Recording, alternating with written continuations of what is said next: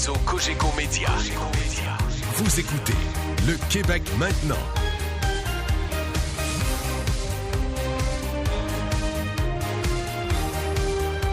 Votre point de repère. Le Québec maintenant. Avec Philippe Quentin. Des écoles privées au Québec ont décidé de se doter de chiens dépisteurs. Pourquoi? Pour détecter éventuellement la présence de drogue dans les casiers des élèves. C'est le cas du Collège Saint-Bernard à Drummondville qui utilise ce service, tenez-vous bien, depuis 8 ans. Je pense que beaucoup de gens ont été surpris en apprenant ça en lisant la presse ce matin. J'en parle avec le directeur du Collège Saint-Bernard, le directeur général, Dominique Guévin. Monsieur Guévin, bonjour. Oui, bonjour, M. Quentin. M. Guévin, dites-moi, ça fait 8 ans que vous faites ça. Qu'est-ce qui a me suscité là, le besoin de foncer dans cette direction-là? Ben, foncer, c'est que il reste que la drogue et les jeunes, c'est un fléau qui existe depuis des lunes. C'est pas apparu il y a 8 ans, bien entendu.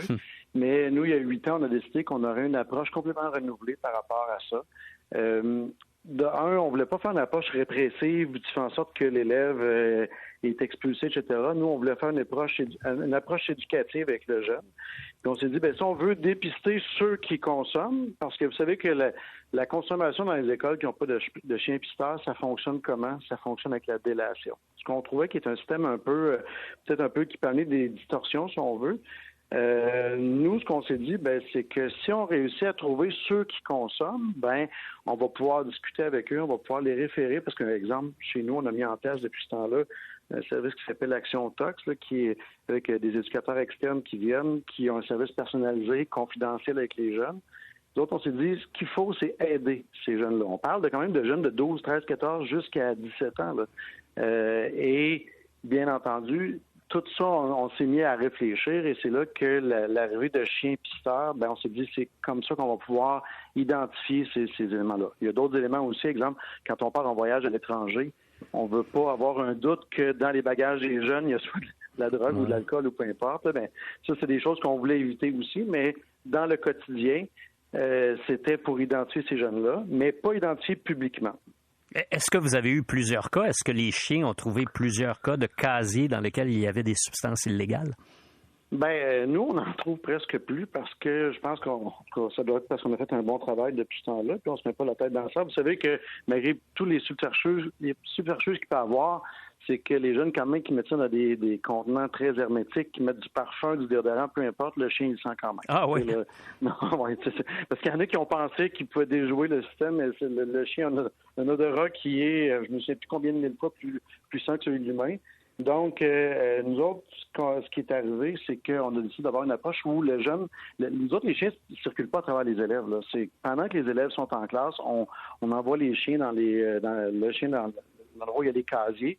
Puis s'ils s'assoient vis-à-vis une case, on te fait tout simplement noter le numéro de la case. Il n'y a pas d'intervention même qui se fait à ce moment-là. On ne va pas chercher les jeunes à ce moment-là, etc. L'intervention va se faire par la suite de façon aussi, encore là, préventive. Si on saisit des substances, ça va être envoyé aux policiers.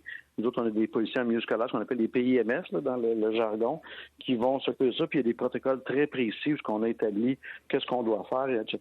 Mais le but, ce n'est pas de les judiciariser. Mais est-ce que ça arrive si vous envoyez les substances aux policiers, les policiers vont vouloir savoir d'où ça vient? Oui, tout à fait. Nous autres, les policiers, vont rencontrer le jeune, etc.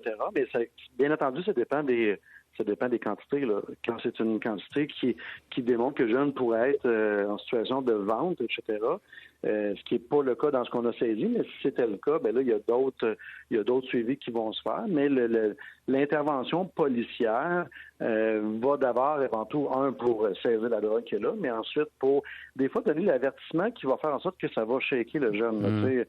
Je donnais comme exemple ce matin une équipe de travail. Vous savez ce qui est arrivé la semaine passée en Beauce avec les jeunes qui ont été tirés? Ce jeune-là, si à 12 ans, avait été dans le cadre d'une fouille suite à un chien renifleur, avait été ciblé, peut-être que ça aurait été la petite tape sur le doigt qui aurait fait en sorte que le jeune se serait ressaisi puis qu'après ça évite un paquet de problèmes.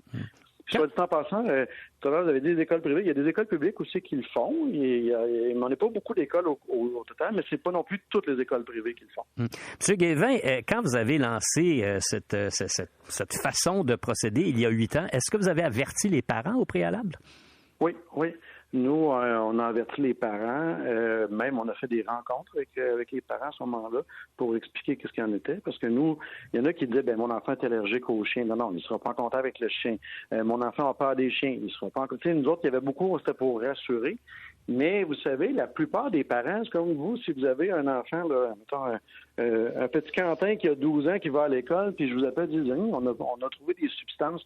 En fait, vous êtes content comme parent parce que vous êtes content de voir qu'on peut intervenir puis que c'est à travers l'intervention d'un groupe qui va faire en sorte que le jeune, c'est peut-être juste un écart de conduite, mais il va pouvoir s'en sortir puis qu'on va éviter un peu quelque chose. Parce que bien souvent, c'est quand on ne peut pas cibler ces jeunes-là qu'après ça va se développer des problématiques beaucoup plus importantes.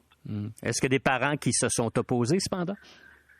Bien, c'est sûr que l'avantage qu'on a dans le cas d'une école privée, c'est qu'on a un contrat de service. Nous, on l'a mis dans le contrat de service comme de quoi qu'il y avait ça. Mais il n'y a aucun parent qui s'est opposé en tant que tel à ça parce que tout le monde comprenait la démarche. C'est une démarche qui est vraiment éducative et qui est d'accompagnement des jeunes. Tu sais, là, nous autres, on ne lâche pas les chiens qui se mettent à renifler les genoux de tous les élèves. Là, c'est pas ça. Là. C'est vraiment dans une approche où on peut aller identifier ceux avec qui on va travailler. Puis les jeunes eux-mêmes, comment ils ont réagi?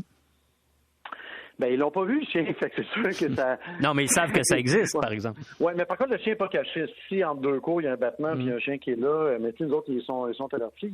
Les réactions qui sont là, je vous dirais que là où c'est probant, je vous donne un exemple. Lorsqu'on est allé en voyage à New York l'année passée, nous autres, tous les élèves, les 4 autobus d'élèves apportaient leur bagage dans la grande salle. Puis, eux autres s'en vont dans une salle à côté, puis le chien passe à côté des bagages. Puis après ça, ils sont identifiés des sacs. Exemple, là, c'est là où on va faire des fouilles un peu plus assidues. Nous, le but là-dedans, c'est de ne pas être pogné aux États-Unis avec des substances et des mineurs, vous comprenez? Ben ouais. Donc ça, c'est parmi les choses. Puis les jeunes, ils savent, on leur dit avant. Vous savez, les sacs vont être inspectés. Fait que ce que ça fait, c'est qu'on est victime, entre guillemets, là, du fait que les jeunes disent non, moi, c'est pas à l'école que je vais emmener de la drogue, etc. Est-ce qu'il y en a, puis il ne faut pas se mettre la tête dans le sable, on ne vit pas dans un pays de licorne, là. Est-ce qu'il peut en avoir de la drogue chez nous? Ça se peut. Sauf que le jeune, il sait qu'aléatoirement, il pourrait se faire prendre comparativement à peut-être d'autres milieux ou c'est juste la délation qui pourrait faire en sorte qu'il serait pris. Est-ce que ça a changé quelque chose dans l'ambiance de votre école? Bien, dans l'ambiance, moi, le fait d'avoir pris une approche qui était beaucoup plus éducative, puis tu sais, vous savez, à l'époque, là, le cannabis n'avait pas la légalisation qu'on connaît aujourd'hui avec les adultes. Fait que c'est sûr que c'était de même dans un autre contexte. Ce que ça change, c'est qu'aujourd'hui, la consommation, exemple, du cannabis est vraiment banalisée chez la population générale, mais on se rend pas compte que chez les jeunes, ça peut être très dommageable. Fait que c'est entre autres là-dessus que nous autres, on veut tabler, dire que si c'est interdit aux jeunes, il y a une raison, puis il y a une raison, entre autres, sur des problématiques de santé qui peuvent arriver par la suite. Fait que ça, pour nous autres, c'est super important. Le phénomène des wax pens a quand même aussi explosé à travers le Québec. Fait que si nous autres, les substances, on parle, oui, du cannabis, mais on parle de toutes les autres drogues dures qu'il peut avoir. Le chien peut même détecter des neurostimulants qui sont des médicaments pour les TDAH, etc., que l'élève, des fois, va se promener librement avec lui dans son sac, qu'on va dire, regarde, le chien détecté, c'est bien correct, ta perception, tout ça, mais traîne pour ça à l'école. Si tu te le fais voler, après ça, dans les autres qui peuvent faire le commerce de ça, etc. Puis souvent, les parents ou même les gens disent, on n'y a pas pensé du tout. Fait qu'il y a quand même quelque chose qui est éducatif là, derrière ça. Dernière question, M. Guévin. Est-ce que d'autres écoles ont emboîté le pas à la suite de votre expérience? Je sais qu'il y a déjà un certain nombre de collèges qui le font, mais vous devez participer à des réunions là, de direction d'école. Qu'est-ce qu'on en dit? Est-ce que ça inspire d'autres écoles? J'ai reçu, à l'époque, il y a 8 ans, parce qu'on avait été couvert médiatiquement à ce moment-là. Il y a 8 ans, j'ai reçu pas mal de téléphones qui me disaient comment ça fonctionne. Puis il y en a qui pensaient que c'était vraiment quasiment comme dans la Gestapo, là, que les chiens passaient à travers les élèves. Je dis non, tu sais, il faut rassurer aussi derrière ça.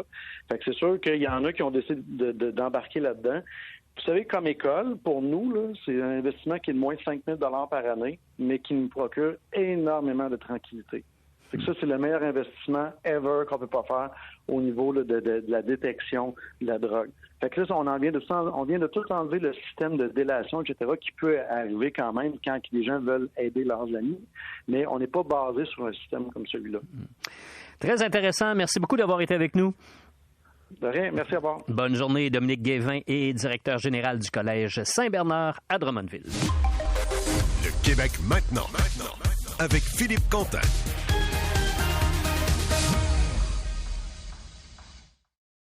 Au réseau Cogeco Média.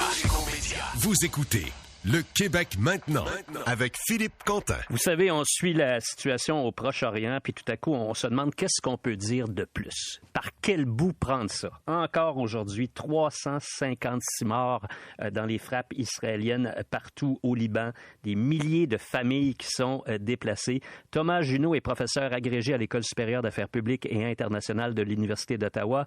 Professeur Junot, bonjour. Bonjour. Professeur Junot, je pensais à ça aujourd'hui. Vous savez, j'étais jeune journaliste en 1987, puis je suis parti avec mon ami Richard Etu, qui est correspondant de la presse à New York. Puis on est allé faire un voyage en Europe et puis au Moyen-Orient. Puis on proposait à nos patrons des articles à la pige du Moyen-Orient sur la situation, parce que là-bas, c'était le début de la première intifada. Puis des fois, on se faisait répondre « Hey, ces gens-là sont en conflit depuis tellement longtemps, il n'y a rien qui change. » Près de 40 ans plus tard, on dirait qu'on fait un peu le même constat. Et je regarde ça, est-ce que vous pensez qu'un jour, on pourra trouver des solutions ou est-ce qu'on est condamné à revivre cette terrible histoire qu'on vit malheureusement depuis la fondation de l'État d'Israël pendant encore le reste de la vie? C'est une bonne question. C'est pas facile de répondre à ça. Mais à court terme, malheureusement, je vous dirais que je ne suis pas optimiste. Que ce soit à Gaza, que ce soit au Liban, que ce soit au Yémen, en Irak, en Syrie, il y a plusieurs conflits dans la région. Je suis pas optimiste que ces conflits-là sont près d'une résolution viable, pas juste un cessez-le-feu temporaire. Il y a beaucoup trop de divergences de points de vue, il y a beaucoup trop d'extrémistes de plusieurs côtés, beaucoup trop de corruption, beaucoup trop de faiblesse au niveau des gouvernements. À plus long terme, évidemment, les choses peuvent changer. Je veux dire, il y a 100 ans, on n'aurait pas pensé que l'Europe serait aussi prospère et sécuritaire qu'elle l'est aujourd'hui. Mais avant de se rendre là, d'après moi, il y aura encore beaucoup de violence. Là. Bon, beaucoup de violence. Et à court terme, ça signifie quoi? Est-ce que vous croyez à l'heure actuelle à un embrasement encore plus grand de la région? Là? La grande crainte, bien sûr, c'est que ça devienne une guerre totale entre Israël et le Liban. Est-ce que c'est un scénario qui est malheureusement plausible à court terme? C'est un scénario qui est plausible et les événements des dernières heures, vous l'avez mentionné rapidement tantôt, où le nombre de bombardements d'Israël vers le Liban, mais aussi du Hezbollah au Liban vers Israël a pas mal escaladé aujourd'hui. Au moins 350 morts au Liban là, au moment où on se parle. C'est probablement un chiffre qui va monter dans les prochaines heures, les prochains jours. Ceci étant dit, moi, depuis le 7 octobre, depuis que les choses ont vraiment explosé à Gaza après l'attaque terroriste du Hamas en Israël, je demeure prudemment optimiste qu'un scénario d'embrasement régional, c'est-à-dire la guerre totale, pas la guerre contenue quand même, violente mais contenue qu'on voit depuis le mois d'octobre. Je continue à penser que c'est moins probable. Je suis moins confiant dans cette prédiction-là aujourd'hui au moment où on se parle, mais le Hezbollah en particulier et l'Iran, qui est l'État qui soutient et arme le Hezbollah, ne veulent pas de cette guerre-là, parce que le Hezbollah comprend très bien, et on voit pourquoi aujourd'hui, le Hezbollah comprend très bien que dans un scénario de guerre totale, ils vont perdre. Et Israël étant beaucoup plus puissant militairement, le Liban et le Hezbollah vont subir des pertes énormes. Le Liban va être un État effondré pour des années, voire des décennies. Et ça, le Hezbollah, qui est quand même un acteur rationnel, même si c'est un mouvement terroriste là, qui va souvent frapper des civils, ils sont pas fous et ils veulent éviter ça. Mais c'est pas parce qu'on peut dire ça en théorie qu'en pratique, il n'y a pas une escalade qui peut devenir hors de contrôle. Parce que, professeur Junot, là, à l'heure actuelle, le Hezbollah frappe au nord de l'État d'Israël. Et d'ailleurs, il y a beaucoup de gens qui ont été évacués là, en raison de ces bombardements-là. Mais ce qu'on apprend, c'est qu'ils ont des armes beaucoup plus puissantes aussi, semble-t-il, le Hezbollah, qui serait capable de frapper plus profondément en territoire israélien. Est-ce qu'il pourrait s'en servir éventuellement au risque d'accélérer encore le conflit? Alors ça, c'est une très bonne question. Puis quand je vous dis que une des raisons pour lesquelles je ne crois pas que le scénario de guerre totale est le plus probable, il n'est pas impossible, mais il n'est pas le plus probable, c'est exactement pour ça. Le Hezbollah a environ 150 000 roquettes et missiles à courte portée, de quelques kilomètres, qui vont à peine frapper le nord d'Israël, mais ils ont aussi un stock de missiles plus puissant, plus précis, mais avec des charges explosives plus lourdes, avec une portée de 200 kilomètres qui peuvent frapper tout Israël, y compris Tel Aviv, la ville principale, puis les autres villes au centre et au sud du pays.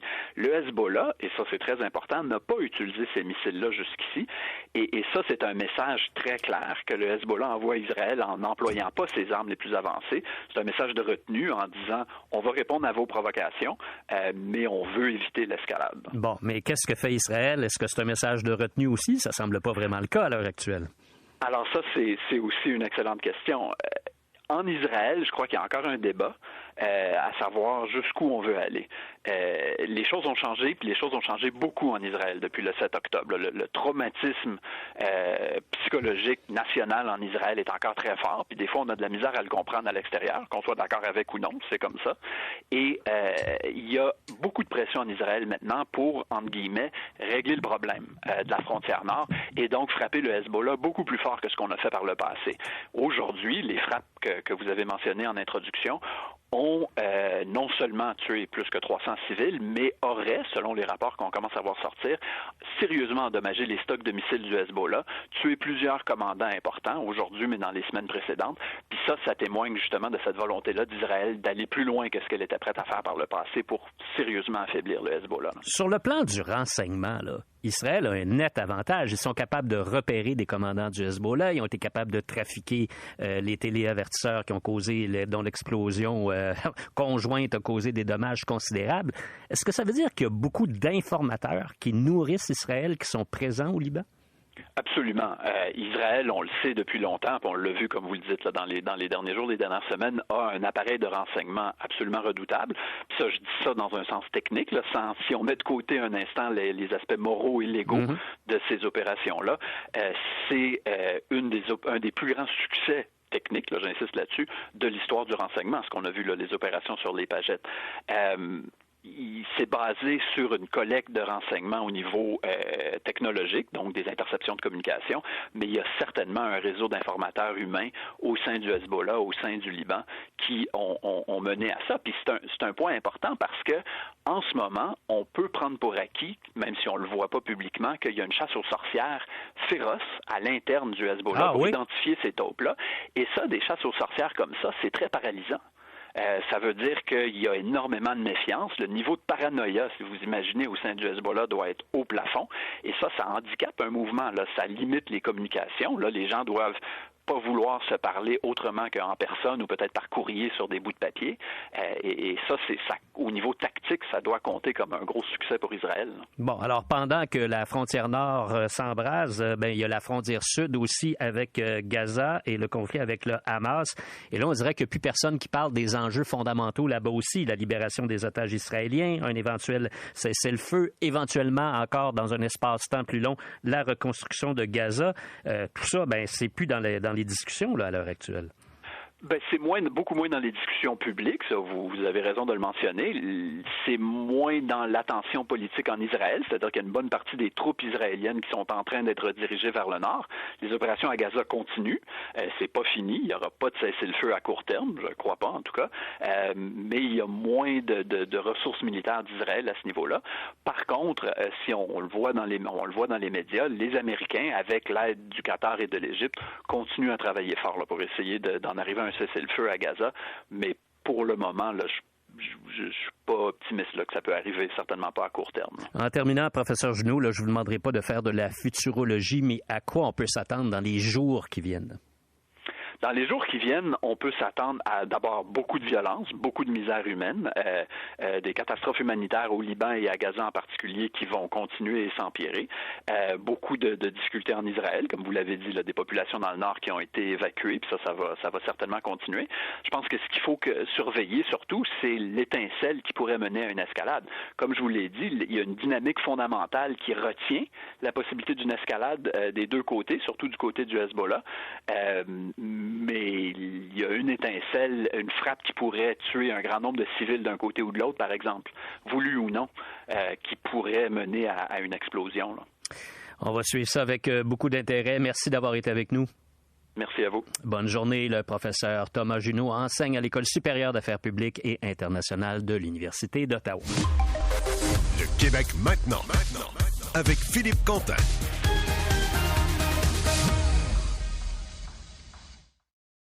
au réseau Cogeco Média. Vous écoutez Le Québec maintenant avec Philippe Quentin. Le Québec de demain est notre segment dans lequel on invite des gens de tous horizons qui représentent, à notre avis, l'avenir de notre société. Et aujourd'hui, on s'en va en politique municipale, en région. J'accueille avec plaisir en studio le maire de Petit-Saguenay, Philaume Lafrance. Philaume, bonjour. Bonjour. Philaume, Petit-Saguenay, c'est où ça? On me le demande parfois, mais ça commence à être de plus en plus connu. C'est la municipalité la plus à l'est du Saguenay-Lac-Saint-Jean, juste à l'est de l'Anse-Saint-Jean, qui est bien connue. Donc, entre l'Anse-Saint-Jean et Saint-Siméon, pas trop loin de Tadoussac. Bon, à peu près 1000 habitants? 630 au 630, dernier décret OK. de population. Alors, vous êtes maire, là, depuis combien d'années? C'est ma 7e année. Il me reste une année à mon mandat actuel. Bon. Et là, beaucoup de gens nous ont suggéré de vous interviewer parce qu'on dit que vous êtes un maire que j'appellerais, entre guillemets, nouvelle génération, que vous croyez beaucoup au développement des régions du Québec, au monde rural. Oui. Alors, qu'est-ce qui motive votre engagement politique? Mais à la base, moi, j'étais directeur du développement de la municipalité, puis on a subi de plein fouet les coupures de l'époque libérale, les mesures d'austérité, et j'ai vu les moyens disponibles pour faire du développement régional diminuer beaucoup. Moi-même, j'étais à temps plein, j'avais une équipe, je me suis ramassé à temps partiel. J'ai décidé de prendre le taureau par les cornes, d'aller en politique et de prendre des mesures pour être capable de faire du développement chez nous. Je pense que nos régions, présentement, sont en déclin depuis longtemps, particulièrement les municipalités qui sont en périphérie, qui sont plus éloignées des noyaux urbains, là, des villes comme Chicoutimi chez nous. Et ces municipalités ont besoin quand même d'un bon coup de barre pour être capables d'assurer leur avenir parce que c'est pas donné. Là. Bon, évidemment, c'est une très petite municipalité. Vous l'avez dit il y a un moment, là, à peine 630 personnes. Qu'est-ce qu'on peut faire? Quel geste structurant on peut poser quand on a à peine 630 personnes dans sa municipalité? Parce que, bon, les revenus de fiscaux, tout ça, doivent pas être énormes. C'est là. limité, Ouais. effectivement. D'abord, il faut préserver les services de proximité. Nous, on a un magasin d'alimentation qui est une coopérative. On la maintient, on réussit à la supporter pour qu'elle survive. Il y a beaucoup d'épiceries qui ferment, des dépanneurs qui ferment dans les municipalités plus éloignées. C'est un phénomène qui est en cours présentement. Le gouvernement avait d'ailleurs annoncé un programme pour aider les services de proximité. 470 millions, on est passé à 50 millions. Donc, nous, on réussit à la soutenir avec les moyens de la municipalité.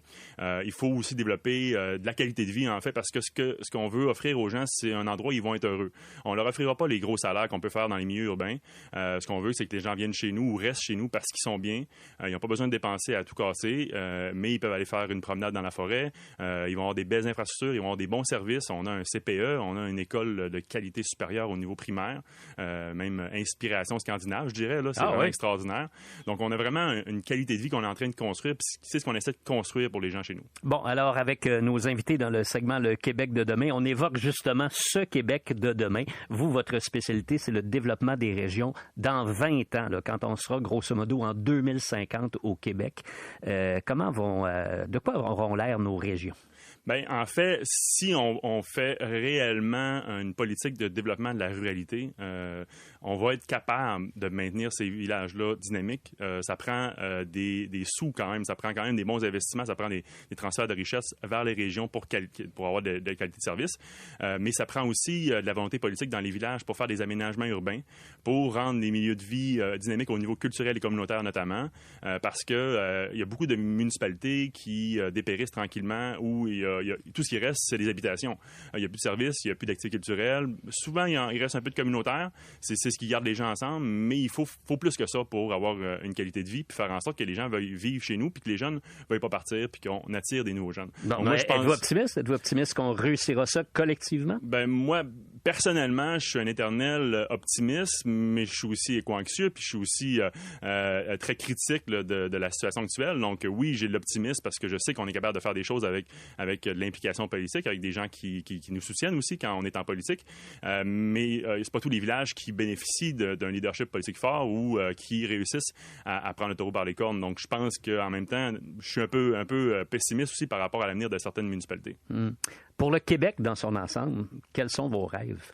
Ben, moi, je dirais que mon plus grand rêve pour le Québec, c'est qu'on relève le défi énergétique, le défi des changements climatiques, et que ces investissements-là qu'on aura à faire au niveau énergétique puissent profiter à l'ensemble des régions pour qu'on puisse avoir des sommes en région pour faire du développement régional, pour assurer la pérennité de nos communautés, pour justement, de notre côté aussi, prendre des mesures qu'on n'est pas capable de faire comme on peut le faire en ville au niveau des aménagements urbains ou du transport en commun, qu'on puisse trouver des façons que chez nous aussi, on puisse faire notre effort. Donc, moi, je pense que le défi énergétique, le défi des changements climatiques est le plus grand qu'on a affronté au cours des prochaines décennies. Et j'espère qu'on va être capable de le faire. Mais vous avez dit que vous êtes éco-anxieux aussi. Ben, c'est certain. Je suis quand même l'actualité. Là. Je veux dire, on voit ce qui se passe. Là. On a vu ce qui s'est passé. Récemment, j'avais une assemblée générale là, de notre coop d'alimentation, justement, puis on regardait les résultats qui étaient mauvais, puis on se demandait qu'est-ce qui s'était passé. Ben, on a eu une coupure de chemin à Rivière-Dante pendant une semaine avec des morts. On a eu des feux de forêt l'année passée. On a eu 2 inondations dans l'année à la municipalité, puis après ça, la pêche blanche n'a pas marché parce que la glace n'a pas tenu. Donc, on était comme, ben, ça explique pourquoi on n'a pas eu de touristes, pourquoi les gens ne sont pas venus chez nous. C'est des événements comme on a eu l'année passée. Chez nous, on va en avoir encore, puis on en avoir de plus en plus. Donc, effectivement, ça rend éco-anxieux, je pense, puis les jeunes le sont aussi pour de bonnes raisons. Là. Ça vient pas de nulle part. Donc, mais il faut être capable de s'adapter, puis il faut être capable d'avoir de la résilience. Je pense que c'est le défi qu'on a à relever. Là. Vous l'avez dit il y a un moment, Philome, là, il y a des petits villages au Québec pour qui l'avenir n'est pas glorieux. Là, on le sait, oui. Ça va être difficile. Par contre, vous restez optimiste. Qu'est-ce qui va faire en sorte qu'on va réussir à ce qu'un maximum de villages, de petites villes au Québec connaissent un essor suffisant pour que les gens aient le goût de s'y établir, pour qu'on dise hey, ça, c'est un milieu de vie qui est intéressant pour moi? Bien, depuis la pandémie, là, on a eu un arrivage de nouvelles personnes en région. Chez nous, toutes les maisons qui étaient à vendre se sont vendues. Ah oui. On a une crise de logement. Il faut qu'on soit capable d'offrir des options de logement chez nous. Donc, le défi qu'on a relevé, nous, c'est celui du logement. On travaille sur des projets présentement. Et je pense que c'est le cas de beaucoup de villages en région. Et si on est capable de relever ce défi-là du logement, on va être capable d'avoir des nouvelles personnes qui s'établissent chez nous, des gens qui ont un peu de capital, des gens qui arrivent avec du capital social et culturel aussi, qui peuvent démarrer des entreprises, qui peuvent démarrer des projets, qui peuvent s'impliquer pour faire de la relève pour nos organisations communautaires, parce que c'est ce qui tient ces milieux-là en vie. Donc, je pense que ça peut donner un bon fil là, pour l'avenir. Là. Et vous, là, sur un plan personnel, là, vous avez quoi, une quarantaine d'années? Je vous écoute, vous êtes maire d'une ville, vous le serez encore pour une autre année. Est-ce que vous avez des offres de partis politiques? Avez-vous déjà été approché? Est-ce que vous aimeriez faire ça? J'ai jamais été approché, puis je vous dirais qu'à court terme, c'est pas quelque chose qui pourrait m'intéresser parce que j'ai un enfant de 2 ans. Je souhaite en avoir un autre. J'ai pas envie de m'expatrier à Québec ou à Ottawa. Là. Honnêtement, là, c'est une vie de fou. Là. Je sais pour connaître les députés de ma région. C'est pas quelque chose qui pourrait m'intéresser. Peut-être un jour, mais pour l'instant, là, je veux me concentrer sur ma famille et aussi sur le développement de ma communauté. C'est là que je vis, puis j'ai envie de rester chez nous. J'ai fait le choix d'aller en région parce que je voulais y vivre, pas parce que je voulais partir tout le temps. C'est pas tout le temps facile pour les maires, les mairesses des municipalités. On l'a vu au cours des dernières semaines. Ça a été un gros débat au Québec. Comment ça se passe pour vous? Ça va quand même bien. Je ne veux pas dire qu'on n'a pas des critiques à l'occasion. Ça arrive. Là. On a eu une petite crise ou deux. Mais je vous dirais que ma santé mentale va bien parce que, d'abord, chez nous, on croit beaucoup à la participation citoyenne. Donc, on a mis en place des réformes pour impliquer les citoyens dans le processus décisionnel. On essaie d'être à l'écoute. Puis quand on se fait dire par les citoyens qu'on ne va pas dans la bonne direction, bien, on prend un pas de recul, on réfléchit, on essaie de trouver des façons différentes de travailler, on consulte. Puis je pense que c'est quand même sage de faire ça comme ça pour éviter justement les conflits. Mais dans les petits milieux, c'est sûr que les gens avec qui tu peux être en conflit, c'est tes voisins, c'est ta famille, c'est les gens que tu rencontres à l'épicerie, ça peut être très difficile. Il y a des milieux qui le vivent drôlement présentement. Mais pas trop mal pour vous à Petit-Saguenay. Ça va bien chez nous. Je rebondis pour ma dernière question avec quelque chose que vous venez de dire. Là, vous avez dit les gens vous le disent si vous en allez ou non dans la bonne direction. Si je reprends cette question-là dans une perspective plus large, dans l'ensemble du Québec, pour vous, est-ce que le Québec s'en va dans la bonne direction à l'heure actuelle? À certains égards, oui, je le crois, parce que on ne vit pas une bonne période économique présentement, mais on a eu un gros rattrapage au niveau économique avec nos voisins. Le chômage est au plus bas pratiquement depuis très, très, très longtemps. Mais à d'autres égards, on a des crises majeures qu'il faut affronter. Là, on s'entend. Là, on en a parlé de deux. Là, le logement, le climat. On ne parlera pas de l'itinérance chez nous. On ne le vit pas, mais on a plusieurs crises qui sont en même temps. Donc, c'est sûr que présentement, il faut qu'on réussisse à se retrousser les manches pour pour relever ces défis-là. Puis ça prend des politiques là, ambitieuses. On peut pas notamment laisser les municipalités, les villes gérer ça, parce que souvent, c'est nous qui se retrouvons avec ces problèmes-là, puis on peut pas se ramasser avec ces crises-là. On n'a pas les moyens financiers, on n'a pas les leviers pour être capable de les régler. Ça prend l'intervention du gouvernement provincial et parfois même du fédéral. Puis je vais donner un exemple. Là. Nous, on a eu un projet où il a fallu avoir une contribution du fédéral, puis ça a tellement été long que le fédéral et le provincial s'entendent qu'on va devoir payer des dizaines de milliers de dollars. Pour nous, c'est majeur. De plus que ça aurait coûté si on avait eu l'argent à temps à cause on appelle ça une M30, mais une entente fédérale provinciale.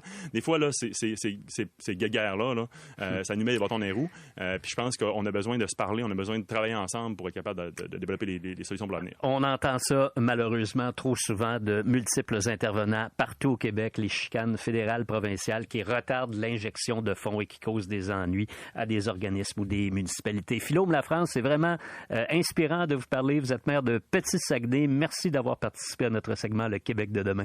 Tout le plaisir a été pour moi. Au réseau Cogeco Média. Vous écoutez Le Québec maintenant avec Philippe Quentin. Aux États-Unis, il y a plus de 5000 villes ou villages qui portent un nom d'origine francophone. Pour mon ami Jean-Michel Dufault et moi, c'est un point de départ parfait pour se lancer sur la piste d'une histoire méconnue, voire oubliée, celle de notre rêve américain. C'est nous qui l'avons marché en partie, ce pays-là. Nos pieds dans la Catherine, terre glaise. On reçoit notre ami Biz, qui est évidemment chroniqueur à l'émission, mais aujourd'hui, c'est pour le documentaire qu'il lance aujourd'hui avec Jean-Michel Dufault que tu l'invites à ta chronique. Exactement, ça s'appelle Notre rêve américain. C'est diffusé ce soir à Télé-Québec à 20h. Et c'est fort intéressant, Biz. Donc, tu es parti avec Jean-Michel Dufault, qui est ton ami. Vous avez eu l'idée d'aller un peu retracer la route de ce qu'on appelle le francophone aux États-Unis, Ouais. ce qui a été... parce qu'il y a beaucoup de noms de rues, de noms de personnes, de noms de familles qui sont francophones, mais la langue francophone aux États-Unis a disparu. Ça a disparu de l'histoire aussi. Ouais, ben, enfin, elle a disparu. C'est ça, elle s'est pas tout à fait disparu. Ça dépend des coins. Ouais. Dans le coin des Grands Lacs, par exemple, effectivement, là, c'est disparu. En Louisiane, il y a encore des aînés qui la parlent. Il y a de l'immersion, il y a de la réappropriation linguistique. Et aussi, bien sûr, en Nouvelle-Angleterre, qui est probablement le foyer le plus vivant de la francophonie américaine en ce moment. Et j'aimerais ça que tu nous parles un peu de la quête que vous avez fait parce que vous avez commencé à Détroit. Oui. On voit un homme qui s'appelle John Cooper que tu sembles connaître Oui, depuis oui, c'est plusieurs un années. ami. Oui. Puis lui, il est francophile, là, il parle super bien français. Raconte-nous un peu qu'est-ce que tu voulais faire ressortir de ces rencontres-là. Ben, d'abord, c'est parce que c'est ça. Quand on parle de francophonie aux États-Unis, on a toujours la Louisiane en tête, Oui. mais sur l'ensemble du territoire, il y a une présence francophone. Par exemple, le premier maire de Los Angeles, c'est Prudent Baudry, c'est un gars du Québec. Tu sais. Galveston au Texas, ça a été fondé par Michel Ménard, un gars du Québec aussi. Donc, il y a plein d'endroits aux États-Unis, Chicago aussi. Alors, on s'est dit, les Grands Lacs, moi, je connaissais cette ville-là, Détroit, les Grands Lacs aussi, Minnesota. J'avais déjà fait de la recherche pour un projet. Et puis, les Grands Lacs, ce qui est intéressant, c'est que ça a été une colonie de peuplement francophone dans le temps de la Nouvelle-France. Donc là, on a voulu observer un vieux peuplement dont il ne reste plus de traces, si ce n'est que dans l'histoire et sur les panneaux de rue, et dans quelques éléments de folklore, dont la marche du nain rouge qu'on filme. Qu'on voit dans le documentaire. À laquelle on participe, qui est un genre de Mardi Gras à Détroit, mais basé sur une légende francophone. Et aussi, on a voulu observer la présence plus marquée par l'immigration cette fois-là en Nouvelle-Angleterre. Donc, à partir des Patriotes, jusque sur 100 ans, il y a eu près d'1 million de francophones qui se sont exilés en Nouvelle-Angleterre dans les usines du textile. Donc, il y avait un prolétariat francophone qui travaillait là. Moi, j'ai moi-même une arrière-grand-mère qui vient du Maine aussi. Presque tout le monde a quelqu'un qui vient de la Nouvelle-Angleterre dans sa famille. Et à l'époque, ça se promenait beaucoup. Dans Maria Chapdelaine, par exemple, le grand enjeu, c'est de savoir si elle va choisir un cultivateur de la place ou un gars qui est allé réussir, entre guillemets, à Lowell, Massachusetts. T'sais. Donc, il y avait on a exploré 2 territoires, les Grands Lacs et la Nouvelle-Angleterre. Mais moi, je suis curieuse de savoir qu'est-ce qui a fait que ça a été évacué. Dans l'histoire américaine, ouais. Beaucoup de choses. Toute la partie des coureurs de bois et des voyageurs, ils étaient analphabètes. Ils ont laissé peu de traces. Quand ils avaient des récits, souvent, dès qu'ils dessalaient en canot dans un rapide, tout ça était perdu.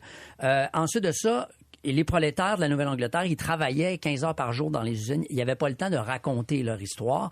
Et non seulement ils n'avaient pas le temps de la raconter, ils étaient occupés à se défendre, notamment contre le Ku Klux Klan qui les harcelait parce qu'ils étaient d'une part catholiques, comme les Irlandais d'ailleurs. Ouais, il y a eu du racisme. Complètement, ouais. mais aussi francophones, donc une couche de plus. Et les petits Canada qui étaient formés dans les villages de Manchester, Lowell et tout ça, ils étaient souvent ciblés, les commerces étaient ciblés, tout ça.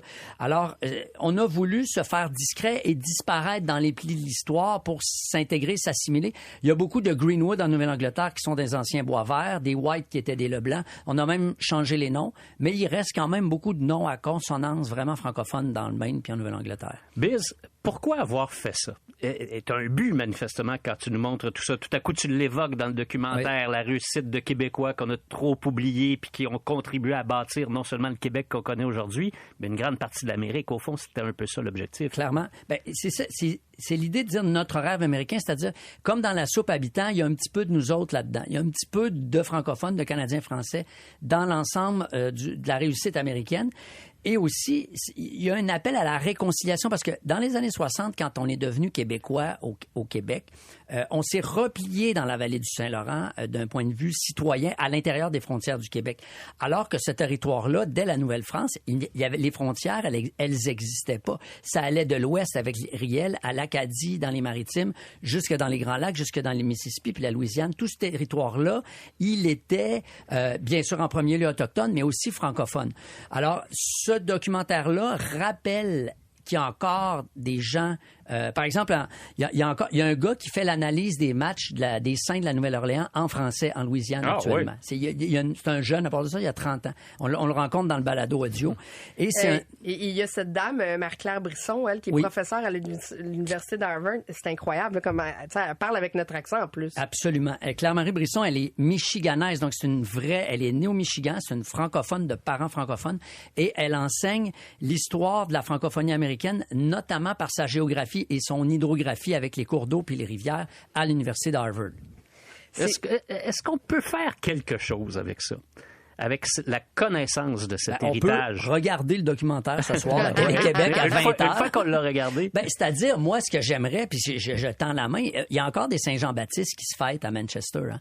Il y a un festival de la poutine à Manchester. Donc, moi, je pense que ces gens-là nous tendent la main au Québec et je pense qu'on peut l'attraper. Moi, j'aimerais ça aller fêter une Saint-Jean-Baptiste à Lowell, Massachusetts, sur les traces de Jack Kerouac aussi.